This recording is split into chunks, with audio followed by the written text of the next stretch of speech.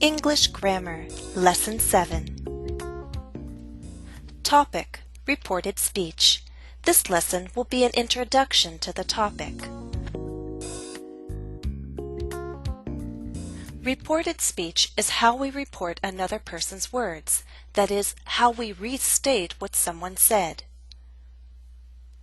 The focus of this first lesson will be on two questions. What's the difference between quoted speech and reported speech? When can we use say and tell?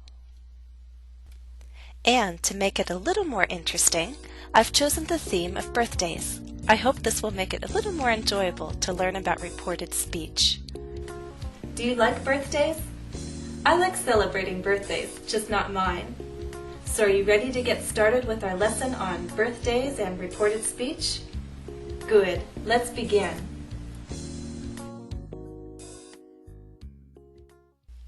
Point 1. What's the difference between quoted speech and reported speech? Well, let me explain by giving you an example. I like birthdays. What did Jennifer say? We can answer that question two different ways. With quoted speech, Jennifer said, "I like birthdays." Or with reported speech, Jennifer said that she liked birthdays. Quoted speech uses the exact words of the speaker. It's also called direct speech. Reported speech does not use the exact words of the speaker. It's also called indirect speech. Quoted speech uses quotation marks. They go around the original words. Reported speech does not use quotation marks. Look at these examples of quoted and reported speech.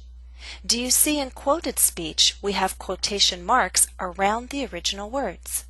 Those original words can be stated at the end or at the beginning. Inside those quotation marks we have a period and commas just before the second quotation mark.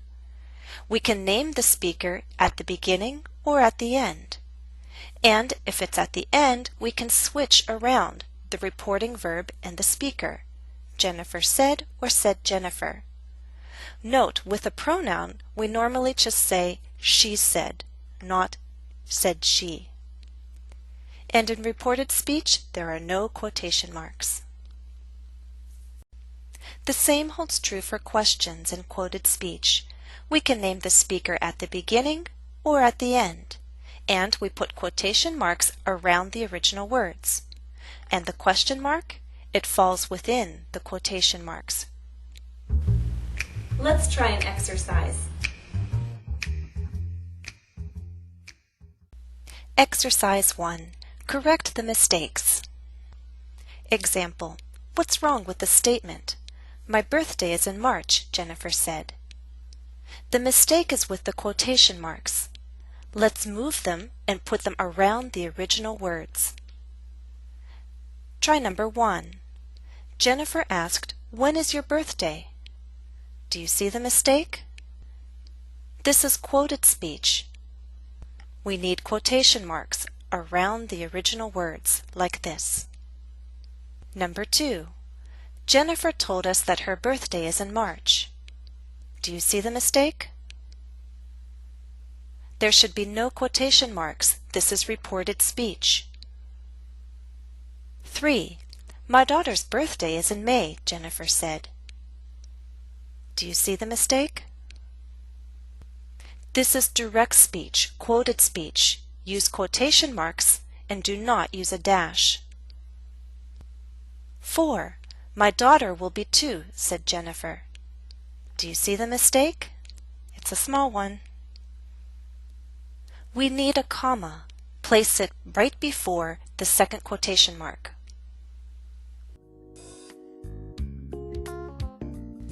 Point 2. When can we use say and tell? The two most common reporting verbs are probably say and tell. Let's talk about each of them. Both say and tell are reporting verbs. We often use tell if we name the speaker and the listener. For example, she told us that she's over 30. We can use say to name the listener too, but it's not as common. She said to us that she's over 30.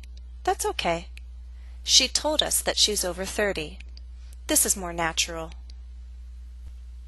Please note, if you use say to name the speaker and the listener, use to. Don't use to after tell. Here are two examples. She said to us that she's over 30. She told us that she's over 30. Do you see the difference? Two very common structures for reported statements then are the following. Who plus said plus that. She said that she's over 30. You can also leave that out. She said she's over 30. And who plus told plus whom plus that. She told us that she's over 30. Again, you can leave out that. She told us she's over 30. Let me also try to help you by sharing some differences that I see between say and tell. We use say for greetings and farewells. For example, he said hello to us. We say good morning to our teacher every day. They said goodbye. Note with these greetings and farewells, if you name the listener goes after what is said. He said hello to us. We also use say for giving yes/no answers and stating polite phrases. For example, she said yes. They always say no. We say bless you after someone sneezes. We tend to use tell for facts and pieces of information. For example, he told us his age. You told them a story. She told me how to find the cafe. It would sound a bit strange to change told to said in these sentences. He said to us his age. You said to them a story.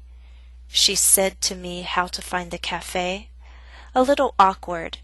So tell is best for facts and pieces of information, especially long pieces of information. Are you ready for another exercise?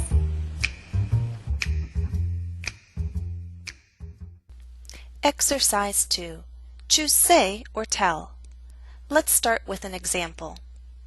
Alex smiled when he saw the present and... Should we choose said or told thanks? The listener is not named, and thanks is one of those polite phrases. The correct choice is said.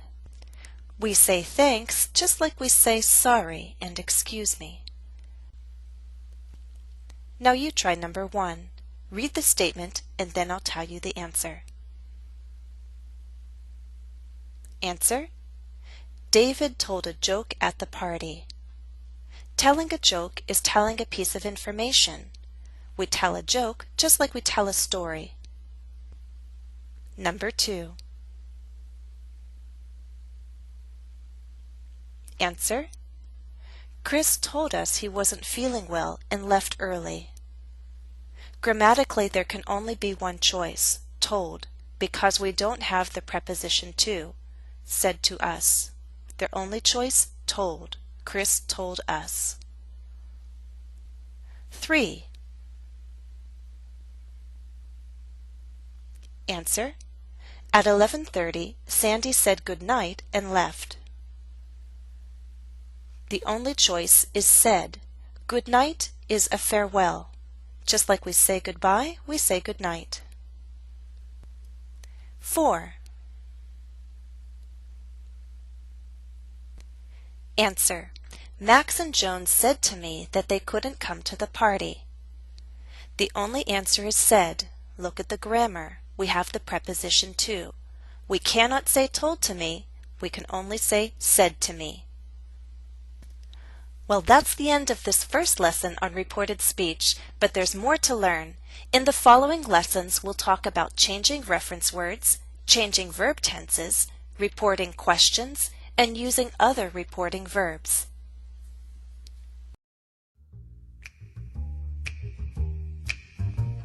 Additional practice is available at EnglishCafe.com. Look for my username, JenniferESL, and you'll see the follow-up exercise to this lesson. You can also find the direct link in the lesson description to this video here on YouTube. Well, that's all for now. Thanks for watching and happy studies.